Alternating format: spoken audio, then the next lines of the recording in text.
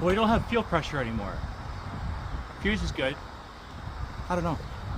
At this moment, the car dies because I hit the wrong button on the laptop.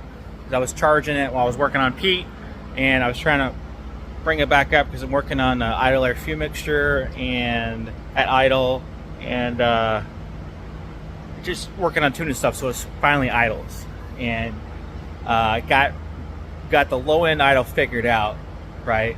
But I didn't save it.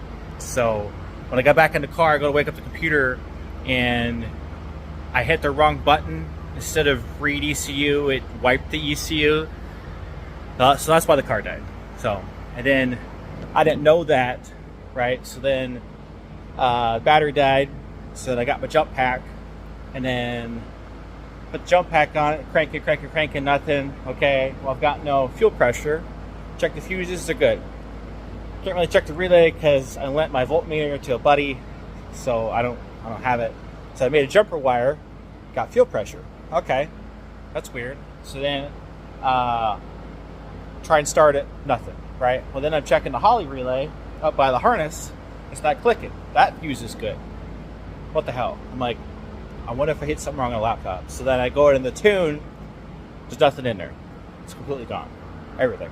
And all of that tuning adjustments I was making to get this thing idle, it's all gone. So then I had to start over. I got it close, but I did save it. And then I pulled it out. You'll see here in a second. Then it started raining. And then and I forget, Brian's car is weird because we got race car switches on the dash there that control the Holly ignition and starter. But the key here is what unlocks the column, which as I'm trying back in, I realized the steering doesn't steer. So, but the keys are in the trunk. So I had to get out of the car, grab the keys, turn the ignition on. But during that whole time, I didn't have the keys in the ignition to turn the column ignition on. So it wasn't charging the alternator. This alternator wasn't charging because it wasn't getting that 12-volt signal from the key on the column. So now the battery is dead.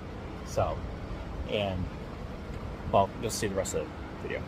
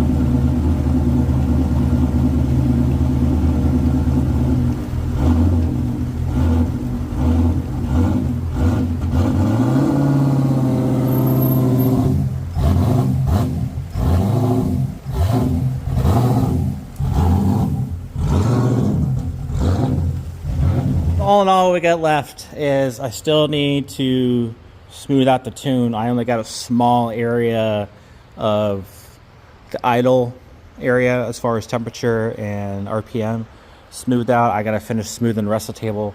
It's just going to take more time. It's going to take driving it.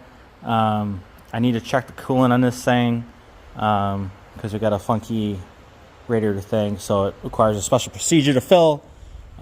Seat needs bolted down. Finished putting up the rest of the wiring. I did convert it to flex fuel.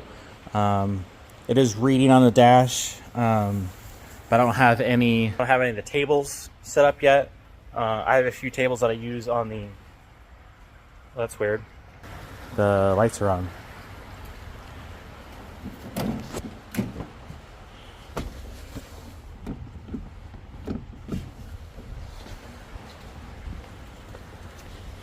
All right, we'll have to look at the brake light switch. Anyways, I have a few different sets of tables. I use 1D and 2D tables for ethanol content.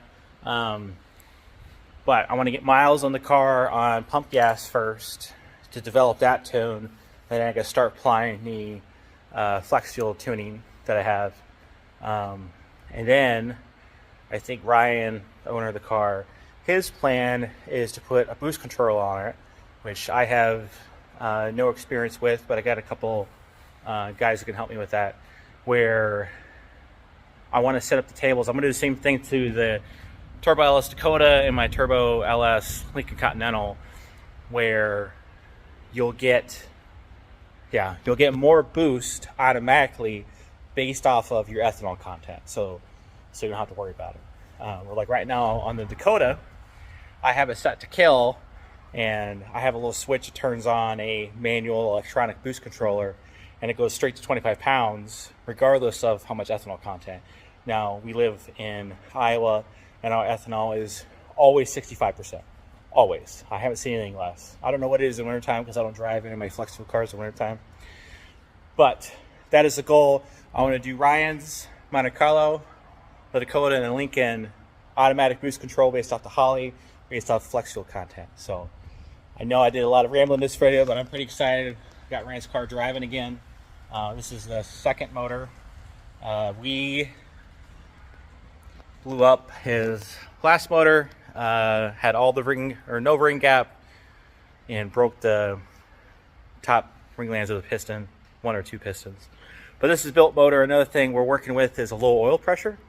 It's kind of low.